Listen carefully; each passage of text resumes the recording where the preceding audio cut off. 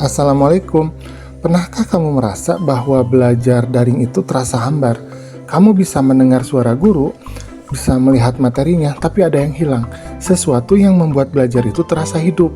Atau mungkin kamu sendiri pernah merasakan betapa berartinya ketika guru itu langsung menepuk pundak kita, atau teman sekelas itu membantu menjelaskan materi dengan bahasa yang kita mengerti. Nah, hari ini kita akan belajar untuk lebih memahami satu teori pendidikan yang menjelaskan kenapa interaksi langsung itu tidak tergantikan. Teori ini bernama fenomenologi, dan saya akan membuktikannya dengan fenomena pendidikan yang sedang hangat dibicarakan, yaitu keputusan pemerintah untuk mempertahankan pembelajaran tatap muka di tahun 2026. Mari kita simak. Tanggal 25 Maret tahun 2026, dunia pendidikan Indonesia ini diguncang dengan satu keputusan penting. Pemerintah itu resmi membatalkan rencana pembelajaran daring setelah libur Lebaran. Nah, Menteri Pendidikan Dasar dan Menengah Bapak Abdul Muti itu menegaskan bahwa pembelajaran tatap muka itu akan berlangsung seperti biasa. Nah, keputusan ini diambil meskipun ada tekanan krisis global dan usulan untuk beralih ke pembelajaran hybrid demi efisiensi. Tapi, mengapa pemerintah begitu yakin? Nah, Menko PMK Bapak Pratikno itu menjelaskan bahwa ancaman terbesar saat ini bukan hanya sekedar tentang krisis ekonomi, tetapi potensi learning loss yang bisa menggerus kualitas generasi muda.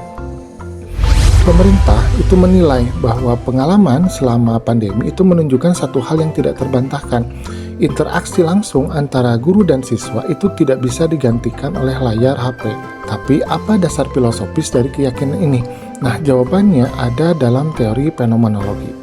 Teori fenomenologi ini lahir dari pemikiran seorang filsuf bernama Edmund Husserl di awal abad 20. Tapi dalam dunia pendidikan, fenomenologi ini kemudian dikembangkan lebih lanjut oleh para pemikir seperti Wilhelm Dilthey dengan konsepnya yang disebut Verstehen, sebuah kata dalam bahasa Jerman yang artinya itu memahami dari dalam. Nah, apa maksudnya? Jadi, fenomenologi itu mengajarkan bahwa pengalaman hidup seseorang tidak bisa dipahami hanya dari luar. Kita tidak bisa benar-benar mengerti apa yang dirasakan seorang anak hanya dengan melihat nilai rapotnya atau mendengar laporan gurunya. Nah, kita harus menyelami pengalaman secara langsung.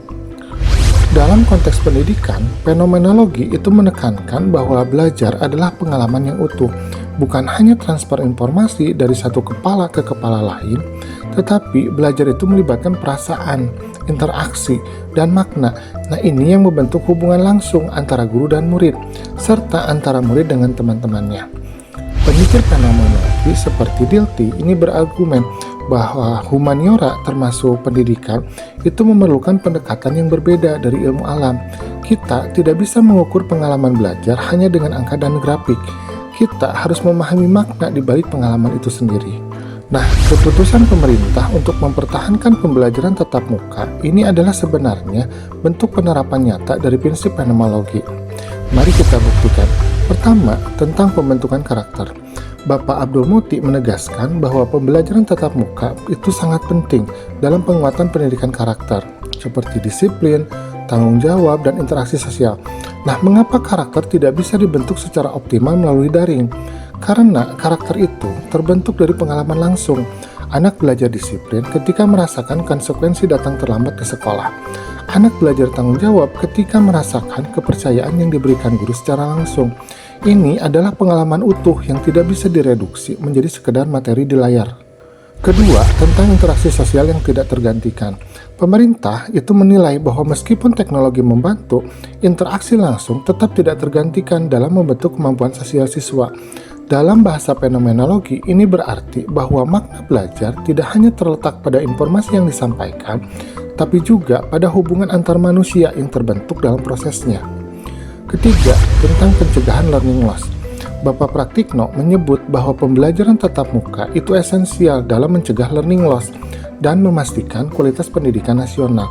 Learning loss bukan hanya tentang kehilangan kemampuan akademik, tapi juga kemampuan pengalaman belajar yang bermakna.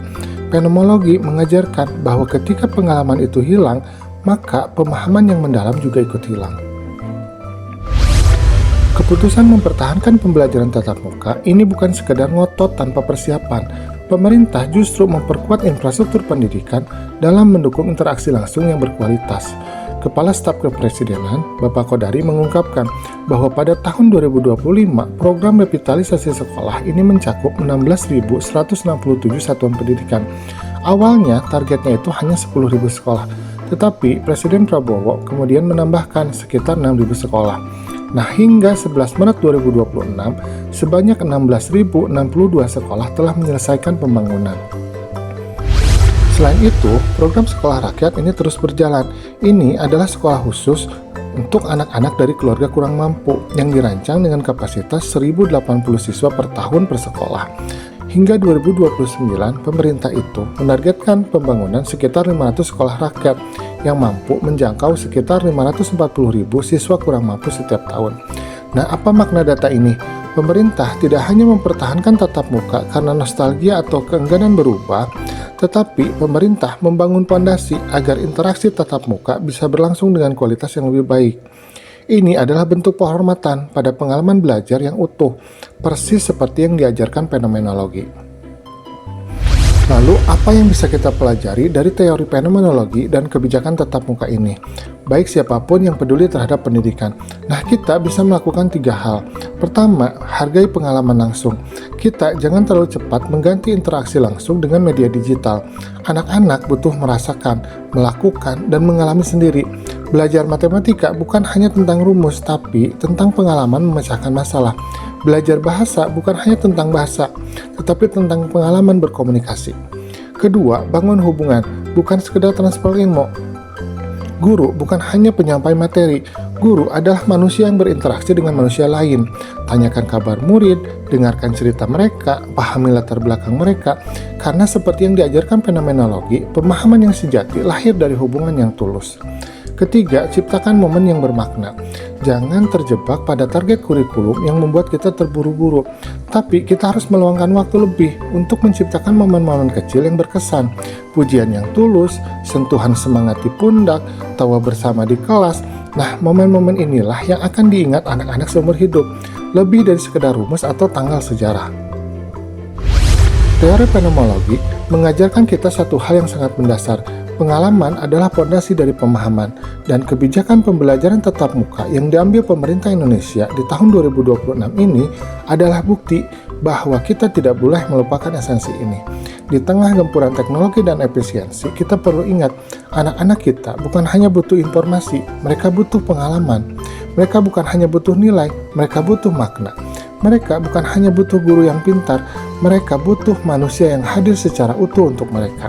Nah, pesan penting untuk kita semua, baik sebagai guru, orang tua, atau masyarakat, karena pada akhirnya pendidikan adalah proses memanusiakan manusia, dan proses itu hanya bisa terjadi dalam interaksi yang nyata, langsung, dan penuh makna.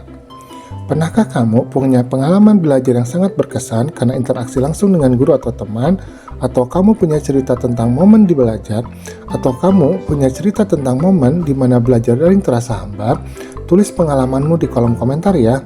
Jangan lupa like, subscribe, dan bagikan video ini ke teman-teman guru, orang tua, atau siapapun yang peduli pada dunia pendidikan. Karena dengan memahami makna di balik pengalaman belajar, kita bisa menciptakan generasi yang tidak hanya pintar, tapi juga berkarakter dan bahagia. Sampai jumpa di video berikutnya.